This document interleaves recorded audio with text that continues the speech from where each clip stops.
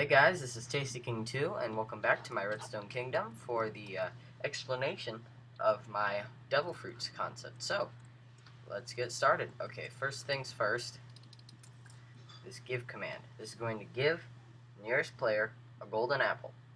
But this apple has an NBT tag, which is the display. Its name is the Rumble fruit. So, quite. Next, little explanation. Each of these modules controls one of the different items. That over there was a throwaway when I tried to make it so that if you ate two, you died, which is a feature of the fruits in the real manga. Alright, so these are all fill clocks. Yes. Yes. So I'm sure you all know what they do by now. I'm not going to explain that again. Okay, so we have a scoreboard command that sets scoreboard player set, so it'll set the specified player score. In this case, it's just the nearest player. The LF score, which stands for lightning fruit, because I put it in the code as that, sets it to 1 if and only if they have a golden apple in their hand. That's what the selected item tag does. So it's checking for the ID, that is Minecraft golden apple, that has a tag, and the tag, as an NBT tag, is the display name Rumble fruit tag. Now, that apple has that tag, so I will find it, set your LF score to 1. Nope. Yep, here it is. So this is going to look for a player. Oh, and also, let me just do this.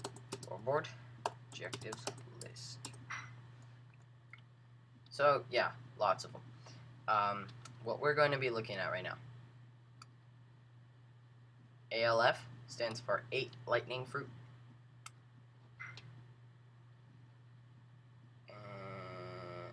Eat fruit stands, eat fruit is when you eat a golden apple, it increases. LF stands for lightning fruit. So basically now we've checked for holding it, and now we're checking for having eaten it and having held it, and we're going to set ALF to 1. So the code now knows, the game now knows, the system now knows that you have eaten it. So what do? If you have, this is quite a long chain here with these, is going to do another scoreboard player set, but this time we're checking for some criteria with the player, not NBT tags, but sort of statuses. So we're looking for a player who has an eat fruit score of at least 1. So she's eaten a fruit, as in golden apple, and also held it, you know. And we're gonna set the LF to 2, then set it to 0, and set that to 0. So that's just kind of to clear out that bit. Next, we're going to do a replace item on a player with the LF score of 2. So when that little system right here goes through, this will activate. It's going to replace the hotbar slot 8. Now, slots are kind of like this: 0, 1, 2, 3, 4, 5, 6, 7, 8. So the 8th slot in the code of the game is the 9th, as you see it. So we're going to replace it with a blaze rod, which is a normal blaze rod, but NBT tag once more. It's going to have a different name display. Activate Rumble fruit powers. Now we're going to do something like this. So we're going to test for a player with the NBT tag selected item. What are we looking for? We are looking for the item that they have selected, which must be a blaze rod with the tag that is display name activate Rumble fruit powers. So we're checking for when the player is holding it. Then we're going to give them some high speed for 4 seconds. We're going to set their SLFP, which stands for Select Lightning Fruit Power. We're going to set that to 1. That's the scoreboard. Then we're going to set it back to 0. What's the Select Lightning Fruit Power for? That's for this bit. We're going to do a title, which works through JSON. Title at P with the SLFP score of at least 1, so when that system runs through, it's going to be a title, not a subtitle, and the text is choose move, the color is green, so nice and simple. And we're going to set an unpowered comparator right there, just to kind of clear it out. We're going to set lightning fruit, I'm pretty sure that stands for move choice, to 1, and then set back to 0. So with that, we're going to replace item entity at P for the nearest player with the score of lightning fruit move choice of at least 1. So when that system runs through, a whole lot of links here, we're going to replace the 4th hotbar slot, 3rd in the game, because again, starts at 0. We are replacing it with a flint and steel, 1, 0, but the display name is 100 million volt Fetty. Same exact thing, only instead we're replacing the 5th hotbar slot, 4th in the code, with a slime ball with the display name Elthor. Same thing again. 6th hotbar slot, it is a magma cream with the display name Kingdom Come. No, those are up here. Yes. Same thing. 7th hotbar slot, it's a spawn egg, villager, which is the what 120 stands for. The display name is Set Elthor. Same thing again. Same item, difference, Set Kingdom Come as the display name. Now, for the activation of the moves, we're going to do a test for at P with the selected item. So this MBT tag checks for what the player is holding. We're looking for a flint and steel with the tag that is display name 100 million volt Betty. Same thing, only this time we are checking for a slime ball. What's wrong with me? Slime ball in their hand with the display name Elthor. So cover those two first. So then we're going to, after we have detected the 100 million volt Betty, for this we're going to execute from the player whose ALF score is at least 1.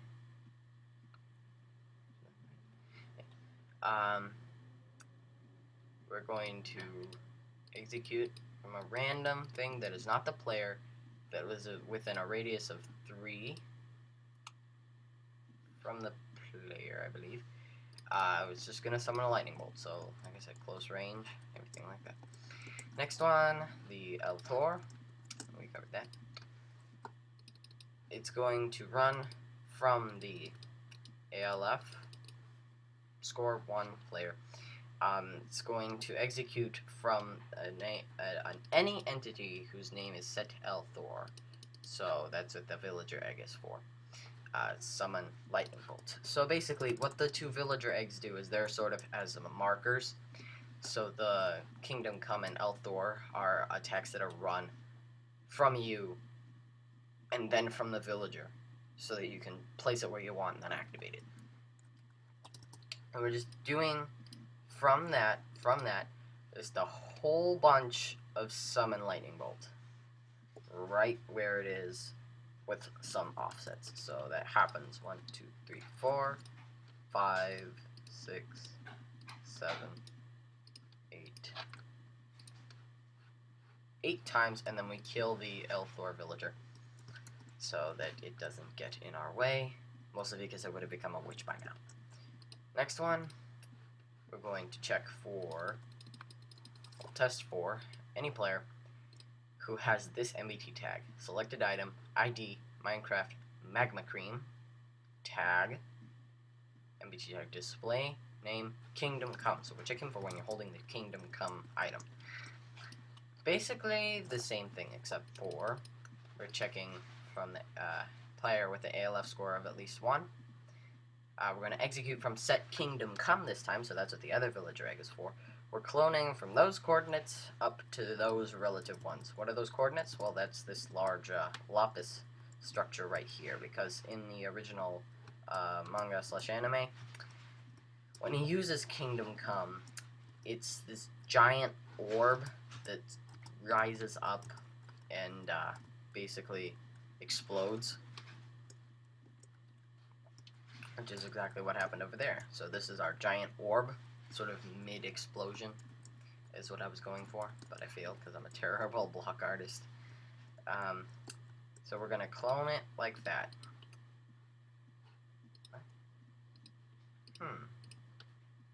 I suspect those to be duplicate commands.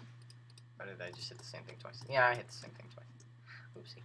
Okay, so yeah, we're cloning this pretty far up from you. Then we're going to do lightning bolts pretty far away from it because of how huge the structure is. And at different, you know, yeah. So all of this, all this, all this, all this is pretty wide range. Then here comes the bit with the explosion. Execute at E, name equals set Kingdom Come. Summon a creeper 20 blocks above. It's ignited, so it's about to explode. It has a fairly short fuse, and its explosion radius is 20. Larger than it sounds, because, yeah, that happens. I even have some holes that I didn't cover up. More lightning. This is trying to fill the air to replace the lapis block, although I suspect it's all gone because of the explosion by then. More lightning. That's the creeper. And more lightning. So we don't really kill it because it would probably die anyway, but also we have this set over here. Another objective, health. It's set for the player to 1 when their health is at 2. So when they have 1 heart left or a half heart left, it dies. Or, you know, it dies. It gets set to 1. Also, we're going to give the villagers no AI. We're going to give a near invincibility to both of them. Then we're going to also set their health to 2 when their health is at 20 or full. That's too, I know clearly why that, because I always do that. This is testing for someone with the health score of at least 1. Going to give them regen. So in the demo you saw I poisoned myself to demonstrate this, because once my heart parts fell down to almost, dead, to 1 heart and 1 half heart, I regen.